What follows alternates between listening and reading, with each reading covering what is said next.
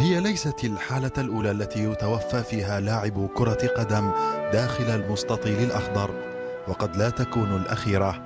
الراحل الأخير من الملاعب كان الإيطالي بير ماريو موروزيني، الذي وافته المنية بعد نصف ساعة من مباراة فريقه ليفورنو مع بيسكارا قبل بضع جولات من نهاية دوري الدرجة الثانية الإيطالي. متوسط الميدان موروزيني لعب لأودينيزي وبولونيا وفيتشينزا وريجينا وبادوفا، ومثل الأتزوري من 17 وحتى فئة الشباب.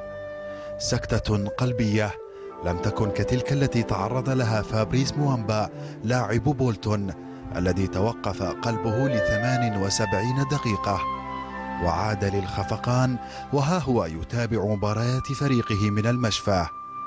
وغير ببعيد من ليفورنو، العائد أنطونيو كاسانو تعرض لجلطة دماغية سببها القلب، تعالج وعاد ليدافع عن الروسونيري بالنفس الأخير من الدوري.